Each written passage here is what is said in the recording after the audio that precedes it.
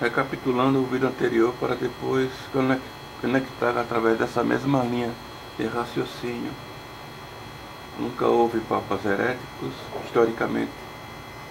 Historicamente nunca houve papas heréticos. Eu coloquei 4 exemplos. Papa Francisco foi questionado por causa de sua legitimidade canônica. Isso leva a uma causa e consequência. Falei sobre vacantismo, privacionismo e o tradicionalismo. Isso historicamente não houve papas heréticos e no modo teológico também não é uma questão absurda você apontar um papa indiretamente, como no caso do tradicionalismo, que ele errou ou não segue o magistério da igreja, ou o magistério congelou ou algo assim. Isso é contra a identidade, como foi apresentado através daquela lógica básica de Aristóteles. Foi questionado por causa de sua legitimidade canônica. Quer dizer, é um questionamento canônico aqui, totalmente impedido aqui, vamos ver mais adiante, e pode ser verificado no Código do Direito Canônico 412. Isso ocorre quando um bispo não pode exercer seu ministério. Bento XVI não podia abdicar o ministério, mas deveria renunciar ao mundo, segundo o Universo Domininis Grestis, no seu artigo 77. E pensar que houve uma mensagem codificada, pois ele não podia se expressar livremente. Isso significa restrição mental larga de sua situação. Por exemplo, Papa Emérito não existe canonicamente. Nesse mesmo raciocínio se deve buscar uma lógica canônica. Então, Papa Emérito é uma espécie de eufemismo que demonstra um impedimento. Mostrará que houve uma barreira interna na cura romana, ao qual Bento XVI alertou, através dessa mensagem codificada, uma grave situação contra o seu pontificado.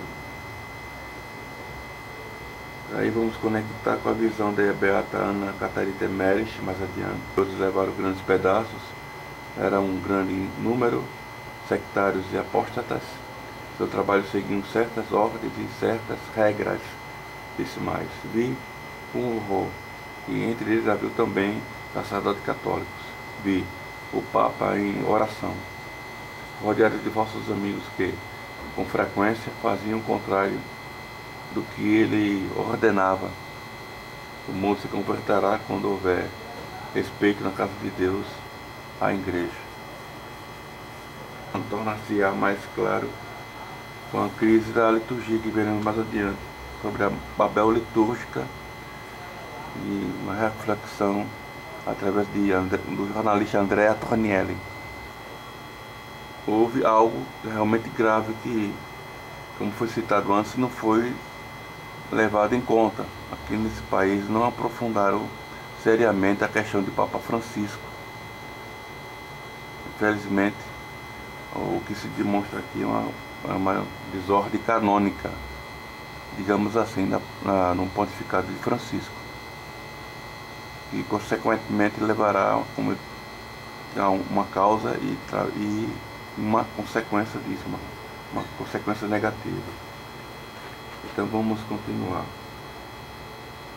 Eu terminei aqui. E a igreja não pode conceder, no vídeo anterior, suplência quando há fraude, tentativa de engano.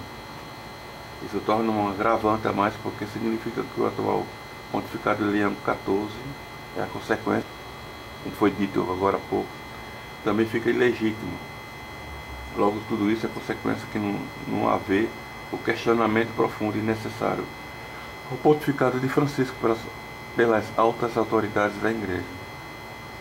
Isso levará a refletir a necessidade da causa de Bento XVI abdicou validamente. Tudo isso é consequência dessa falta de reflexão, principalmente pelas altas autoridades da igreja. Certa vez, uns fiéis perguntaram uma conferência realizada pelo Cardeal Sara, uma conferência realizada na Itália. Ele falava sobre a existência de Deus. um membro no colégio cardinalício, que o que Ratzinger queria dizer que seu papado seria diferente após a abdicação do ministério, pois ficaria ainda no recinto de São Pedro, isto é, em Roma, na oração da penitência. Isso ocorreu na última catequese do Papa Bento. Eles questionaram isso e se isso estaria referindo à sua sede totalmente impedida, segundo ensina no cano 412 da Igreja, como citei antes.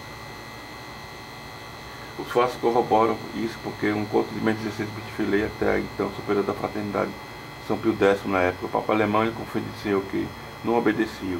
Ele disse ao bispo que uma ordem dele dentro do escritório era desprezada logo após abrir a porta. Então ninguém do Vaticano obedecia ao bispo de Roma. Tudo isso pode ser pesquisado e acrescentado para quem esteja interessado. Logo, estamos diante de um problema canônico. Por isso, São Francisco de Assis diz que um Papa não canonicamente eleito seria não um pastor, mas um destruidor. Profecia do exemplo da beata Ana Catarina de Medici sobre a coexistência dos papas, que se deduz logicamente que houve um canonicamente legítimo e outro não, como ocorreu de fato com Bento XVI, no confinamento no pequeno mosteiro do Vaticano, Marta Eclésia, enquanto Francisco morava na casa de Santa Marta. Mas eu penso que a decisão definitiva sobre esse problema canônico competirá somente um dia a devida autoridade da Igreja. A nossa parte é reconhecer que há de fato essa realidade problemática e permanecer na unidade e na caridade fraterna no seio da Igreja, dentro da Igreja, e rezar que tal juízo definitivo ocorra brevemente para o bem de todos. Enquanto isso, o céu mandará sinais como ocorreu Alberto Francisco e Palau Iquer, que viu um cometa caindo sobre a terra.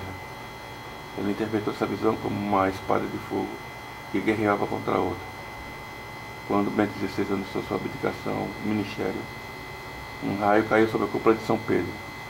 Os preparativos da eleição de Leão XIV, um raio se dividiu em dois, que caíram sobre o mesmo Vaticano. Logo, esses sinais revelam que dois papas coexistirão novamente. Isso demonstra que o papado foi parcialmente derrotado, mas sabemos que não poderia ser vencido. Mas uma sede impedida é uma prova que algo muito grave ocorreu. Desse modo, a linha sucessora do sucessor legítimo de São Pedro está parcialmente ameaçada, mas a falta de reflexão para checar a mais conclusões sobre isso só agravará a situação, porque não há amor à verdade até hoje, e não ajudará em nada a fé católica por criações de igrejas paralelas, cujas fundações e de ligas eclesiásticos, mas com uma clara oposição ao magistério do Romano Pontífice, que será contraditório e revolucionário. Portanto, isso tornaria uma prova cabal de falta de amor ao papado e à Igreja.